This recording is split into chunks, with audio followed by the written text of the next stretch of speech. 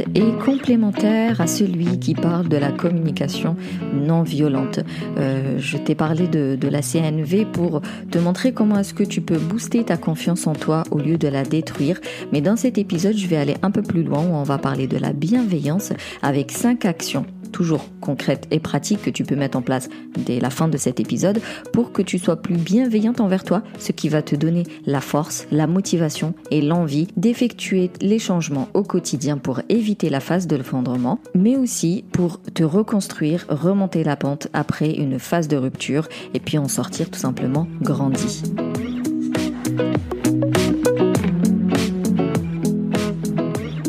Coucou, bienvenue au Café des Burnies, le podcast qui prend soin des nanas en burn-out. Je m'appelle Sarah, je suis infirmière, naturopathe et ma mission est de t'aider à déculpabiliser, à sortir de ton isolement pour recharger tes batteries et être épanouie. Chaque semaine, que ce soit en solo ou avec une nana inspirante, voire même un mec inspirant, ça vient, on parlera dévalorisation, échec, burn-out, bore-out, fatigue, stress, mais aussi résilience, espoir, reconversion et surtout, ma botte secrète, la trichothérapie. Si tu veux faire le point sur ta situation, voir où est-ce que tu en es et voir comment est-ce que tu peux sortir de ce mal-être, de cet épuisement, comment est-ce que tu pourrais aller vers ton état désiré, aller vers ce quotidien plus agréable à vivre, je t'encourage à réserver ton appel offert. C'est un appel diagnostic pendant lequel je te pose des questions, on fait connaissance, on voit si le feeling passe et puis je te proposerai mes solutions ou alors, si ça dépasse mes compétences ou si tu n'as pas besoin de moi, je t'orienterai vers ce qui me semble de plus pertinent. Maintenant, détends les épaules, cohérence cardiaque et profite pleinement de cet épisode.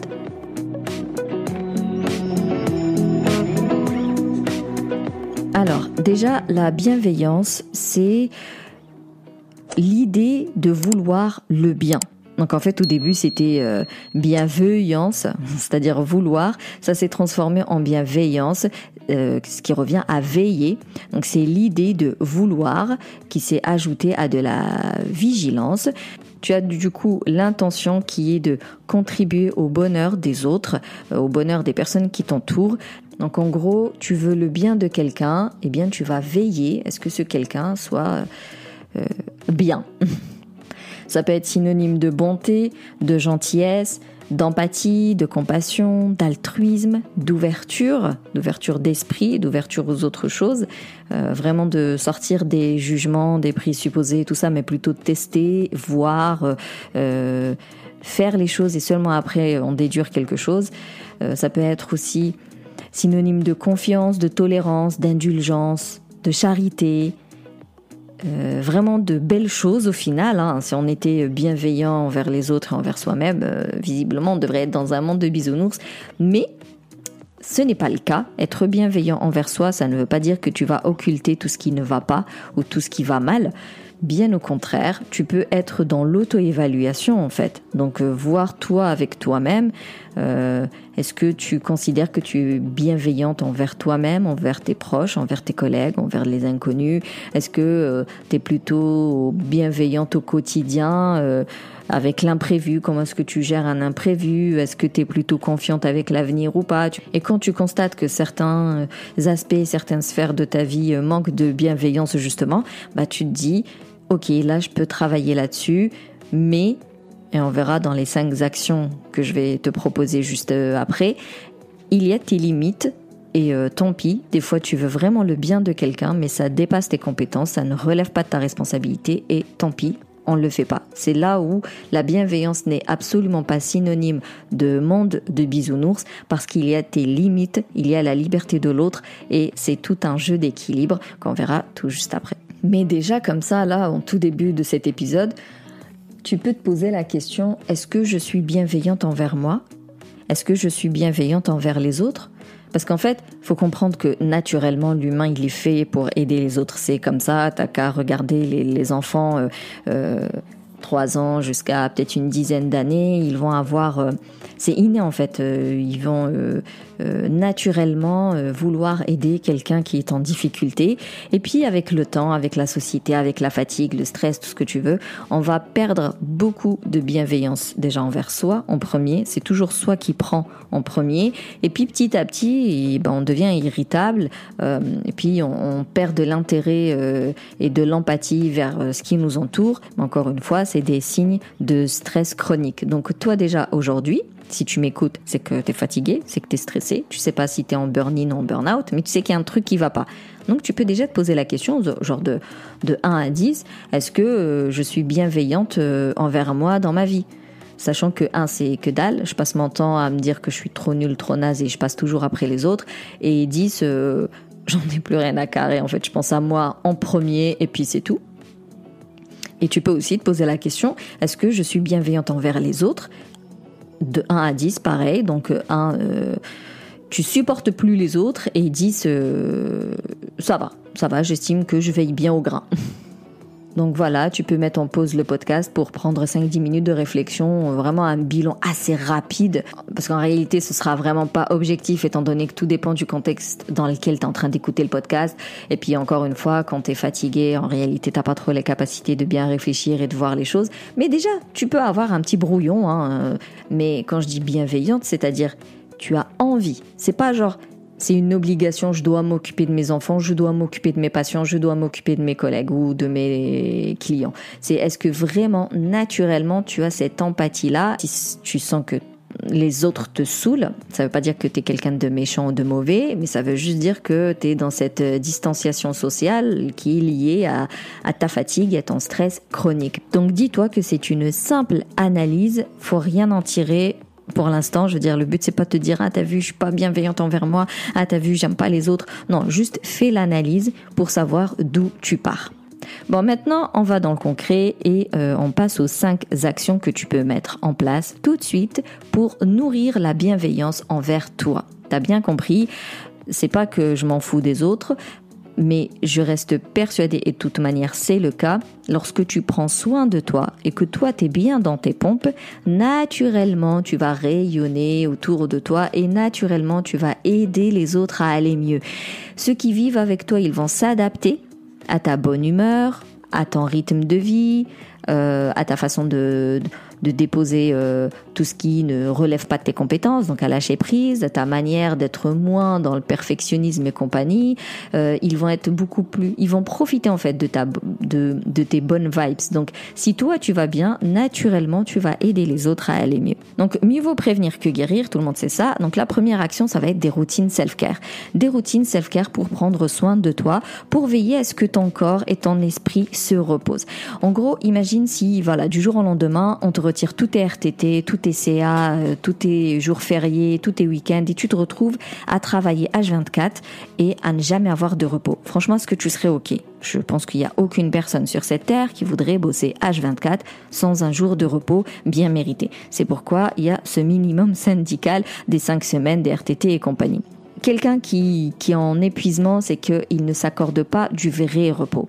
Donc imagine tu as un jour de repos, donc tu prends ton RTT par exemple, et bien dans ton jour de RTT, toi tout entière, tu es en repos certes, mais ton corps et ton esprit ont aussi besoin de leur RTT. Et donc ils ont besoin de temps pour eux. C'est-à-dire pas un temps pendant lequel tu es en train de laver la vaisselle, de faire la lessive, de ranger ou de rendre service à tel ou à t'occuper d'un tel ou d'un tel. C'est vraiment ton corps et ton esprit ont besoin d'un temps pour eux à faire uniquement ce qui leur fait du bien, ce qui les fait vibrer, ce qui les fait sourire, ce qui les fait rire, Des routines self-care, ça peut durer une dizaine de minutes par jour. T'as pas besoin de 2 heures le matin en commençant à 4 heures du mat. Enfin, voilà, t'as pas besoin de faire la morning routine par exemple. Ça peut être n'importe quelle routine qui correspond à tes besoins. D'ailleurs, pour ça, je te rappelle que j'ai une mini formation qui coûte 29 € dans laquelle je t'explique exactement comment tu choisis tes routines self-care qui sont adaptées à tes besoins. Donc, je t'offre même une vidéo du Kintsugi Boost Camp qui va t'aider à identifier tes besoins justement. Tu sauras aussi les maintenir dans le temps avec des techniques de relaxation, des techniques de performance que je te mets dans cette petite formation. Et tu trouveras même un replay dans lequel je te parle du cycle menstruel, comment tu identifies tes phases hormonales pour savoir quelle routine est la plus adapté à chaque phase hormonale et en fonction de ton quotidien, comment est-ce que tu peux t'organiser pour savoir quand est-ce que tu peux te donner à fond et quand est-ce que tu peux lever le pied. Bref, petite parenthèse pour la mini-formation des routines self-care que tu trouveras sur mon site. Donc, je reprends. La première action, c'est des routines self-care qui sont vraiment adaptées à tes besoins. T'en as besoin, c'est comme ça. Et ça doit être quotidien, ne serait-ce que 10 minutes. Et petit à petit, tu verras que ça vient nourrir ta positivité, ça vient nourrir ton envie de faire les choses, ça vient nourrir ton optimisme, ce qui va aider pour la deuxième action qui est d'arrêter de te juger. Donc, la deuxième action, c'est le fait de rester un peu focus en fait. Dis-toi que les routines self-care, elles vont éduquer ton cerveau à être dans le moment présent, ne plus être dans l'automatisme, dans l'inconscient, dans les schémas répétitifs, automatiques qui s'enclenchent sans même que tu t'en rendes compte. Et malheureusement, tout ce qui est cogitation, tout ce qui est pensée négative envers soi, tout ce qui est mésestime, c'est inconscient. Tu le fais pas exprès. Ça vient, ça te parasite le cerveau. Et puis, à un moment donné, tu te dis, ouh, ça fait quand même 15 minutes que je ressasse un truc et je m'en suis même pas rendu compte. Donc, en fait, les routines self-care, ça vient éduquer le cerveau à être focus dans le temps. Genre là, maintenant, tout de suite, et être alerté lorsque tu te lances comme ça dans des pensées automatiques. Et tu remarqueras beaucoup plus vite les phrases négatives que tu te dis, les reproches, tout ce qui vient pourrir en fait ton estime de soi et ce qui vient déglinguer ta confiance en toi et ce qui t'empêche de lever le pied, d'éviter le burn-out ou même te reconstruire. Tu peux pas remonter la pente si tu es noyé dans du négatif. C'est impossible. Il faut sortir justement de cette négativité-là. C'est pas évident, mais c'est faisable et notamment grâce à des routines self-care. Donc à chaque fois que tu vas douter de tes compétences, à chaque fois que tu vas te juger, à chaque fois que tu vas te reprocher des choses, tu vas dire hop, j'arrête là. Les phrases type j'ai trop honte de moi, j'aurais dû faire ci, j'aurais dû faire ça, t'as vu ce qu'il m'a dit, pourquoi j'ai pas réagi, pourquoi je me suis laissé aller jusque là, pourquoi j'ai pas levé le pied avant, pourquoi les autres y arrivent et moi je n'y arrive pas. Bref, tout ce genre de phrases là, quand tu t'en rends compte, bah tu prends quelques secondes, tu arrêtes en fait. Il n'y a pas plus simple. T'arrêtes de réfléchir à ça.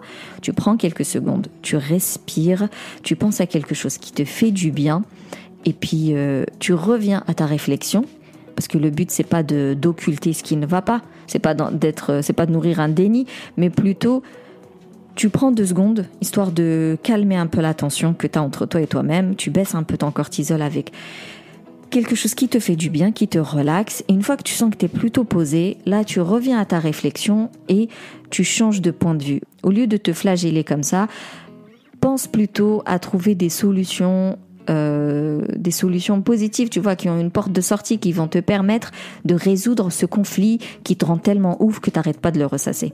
Et ça aussi, ça va être utile pour l'action suivante, t'auras compris. Donc la troisième action, ça va être d'accepter la situation dans laquelle tu es. Arrêter de trouver des excuses, des raisons, de tourner en rond. Voilà, arrête de tourner en rond. C'est tout. Tu sais que tu ne vas pas bien, tu sais que tu es fatigué, que tu es dans le flou, tu ne sais pas par où commencer, tu sais que tu as envie de mieux et c'est pas grave. D'accord, il n'y a pas de souci. Ce ne sont que des symptômes que tu peux soigner. Donc voilà, décide de te faire aider. Choisis la forme qui te convient le mieux. Et puis, vas-y, go, allez, c'est parti. Mets en place quelque chose, mets en place des actions. J'ai envie de dire, sois ton propre sauveur en fait. Arrête d'être le sauveur de X, Y, Z. Sauve-toi toi déjà et après on verra pour les autres. Donc, on accepte la situation. Ça ne va pas. C'est honteux. Ok. D'accord, vis ta honte.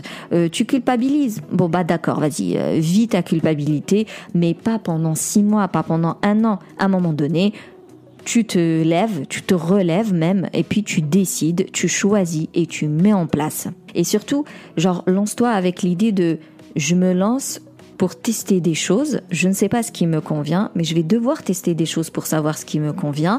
Et même si je teste quelque chose et que ça ne me donne pas les résultats que je voulais, ben c'est pas grave, j'en tire tout le positif possible et je me lance dans autre chose. Parce que, encore une fois, c'est vraiment te rendre service. Du coup, c'est être bienveillant envers toi-même.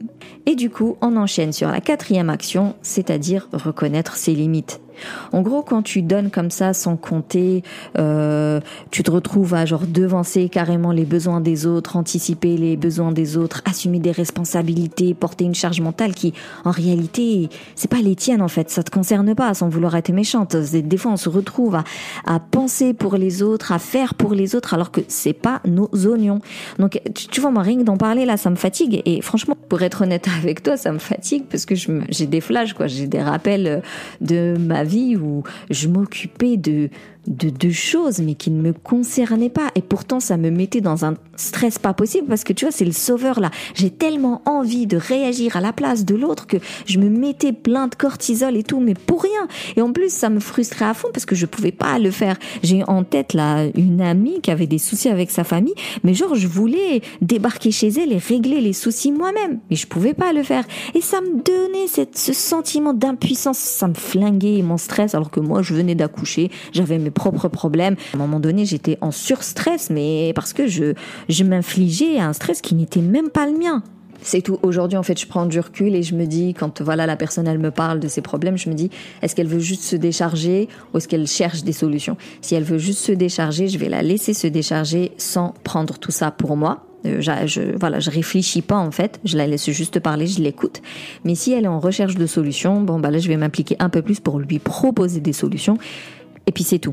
Mais j'avoue, avant, je m'impliquais beaucoup plus et franchement, ça me portait préjudice tout simplement. C'est pour ça que je me permets de te dire, rien que d'en parler, ça me fatigue. Bref, tout ça pour dire que tu te retrouves à endosser ce fameux rôle du sauveur qui va se transformer en victime, qui va se transformer en persécuteur. T'as bien compris, je te parle du triangle dramatique. Un exemple tout con qu'on peut tous avoir au quotidien, c'est tu fais tout toi-même pour que tout soit bien fait. Donc ça te demande de l'énergie, ça te demande du temps, tu t'impliques à fond, donc tu es en mode sauveur, les autres sont en mode victime parce qu'ils ont besoin de toi pour que tout soit bien fait, pour que eux ils aient tout ce qu'il faut quand il faut. Sauf qu'à un moment donné, forcément, tu es fatigué, tu es irritable, donc tu te mets à rouspéter quand on ne respecte pas le travail que tu viens de faire.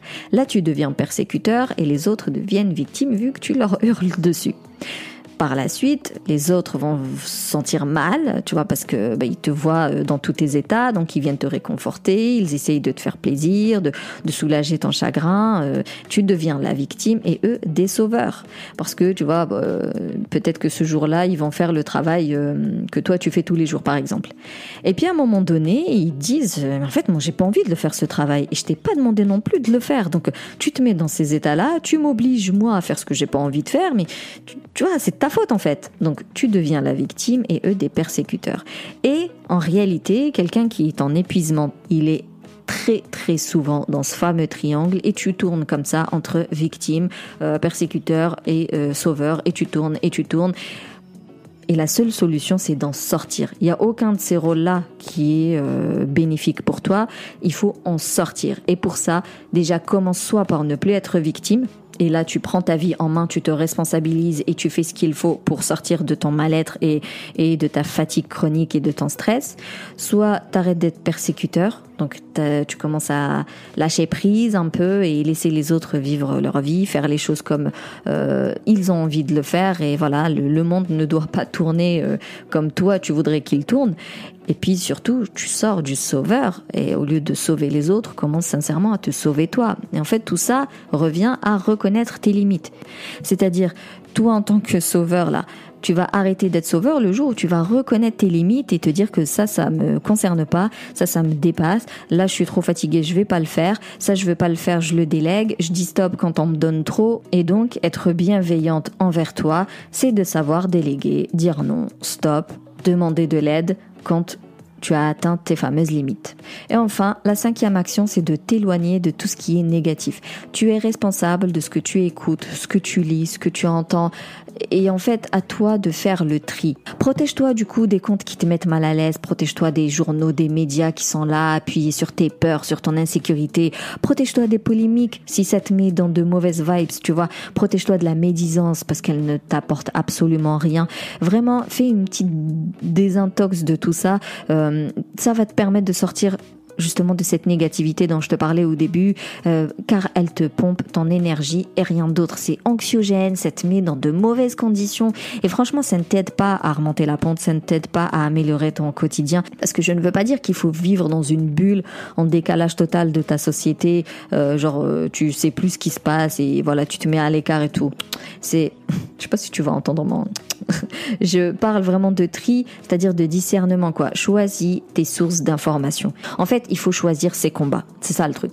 Il faut choisir ses combats. Et en parlant des réseaux sociaux, tu désactives les notifs, par exemple.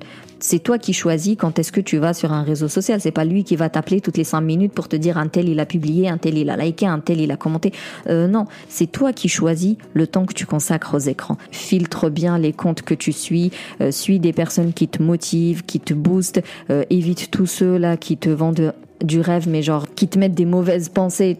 C'est une histoire d'interprétation, c'est-à-dire moi, perso, boostant feeling good, peut-être que j'apporte du bien pour certaines et peut-être que j'apporte du mauvais pour d'autres. Je parle quand même du burn-out, donc je suis là à dire tu es fatigué, tu es épuisé, c'est pas normal, il faut que tu changes de vie et pour ça, il faut être aidé et tout. Certaines, elles vont être motivées du coup à se faire aider et d'autres, elles vont se dire, elle me culpabilise, elle veut juste me vendre quelque chose, bref, ou le déni fait qu'elles ne veulent pas lire mes posts parce que inconsciemment ça leur parle. Donc les comptes, c'est une histoire, les comptes Instagram, même les comptes des réseaux sociaux, c'est une histoire d'interprétation et tout dépend de toi, où est-ce que t'en es dans ta vie, dans ton travail d'introspection, dans ta notion d'échec, dans le recul que tu peux avoir par rapport aux critiques et tout ça. Donc tout dépend d'où est-ce que tu es.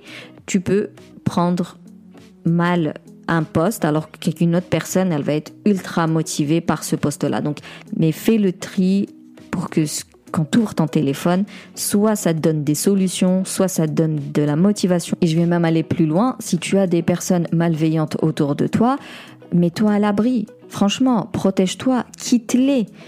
Une fois, on m'a dit c'est trop radical. Mais comment veux-tu te protéger si tu vis au quotidien avec une personne malveillante? C'est compliqué.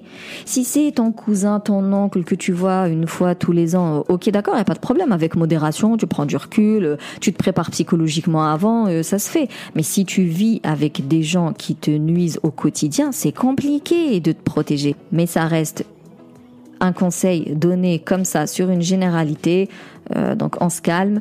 Pour savoir, faut quand même commencer par faire un travail sur soi et c'est seulement après que tu sauras si vraiment la personne en face elle est malveillante ou si c'est toi qui étais plutôt dans un rôle de victimisation, parce qu'on parlait du triangle de Karpman. C'est pour ça que tu as besoin d'être accompagné pour faire en fait dissiper le brouillard là-dessus.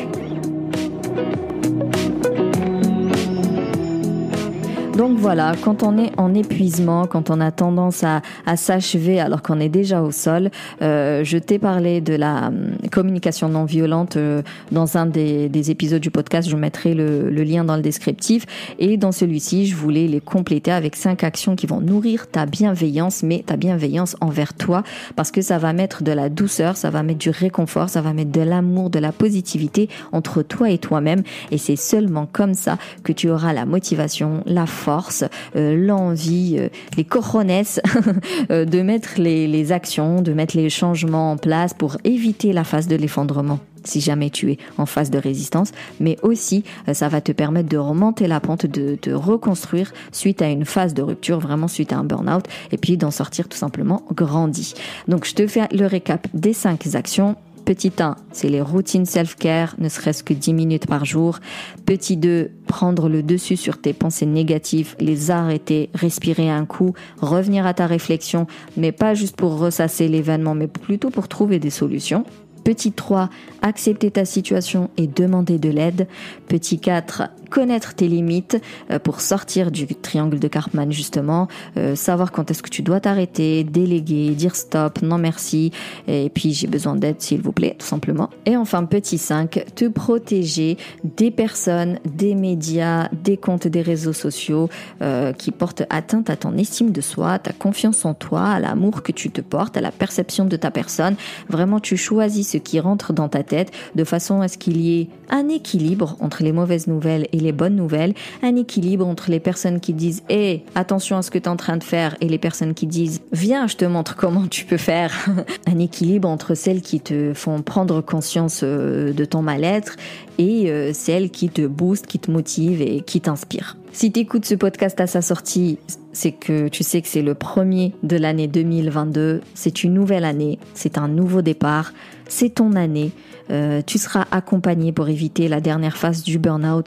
Tu seras aidé et guidé pour remonter la pente suite à ton burn-out et tu en sortiras grandi, sublimé. Tu trouveras ta mission de vie pour qu'il y ait plus de sens dans ton quotidien, pour que tu fasses les choses pleinement, avec envie, volonté, avec épanouissement tout simplement. Tu changeras ton quotidien et ton comportement pour qu'il soit sain et serein, agréable à vivre. C'est le moment de passer à l'action, de te mettre en priorité, de penser à toi, de te donner les moyens de t'en sortir. Je te souhaite donc une joyeuse nouvelle année pleine de bonnes choses. Malgré les galères, tu sauras les surmonter. Je te souhaite un bon travail d'introspection. Je te souhaite de bonnes routines self-care. Je te souhaite une bonne réflexion sur toi-même. Je te souhaite de booster ton estime de soi. Je te souhaite de trouver un travail qui te correspond et qui te fait plaisir et qui te donne envie de te lever le matin. Je te souhaite de bonnes relations avec tes collègues, ta famille, tes enfants. Vraiment, je te souhaite d'améliorer ton rapport avec les autres. Je te souhaite d'avoir confiance en toi, confiance en l'autre et confiance en l'avenir.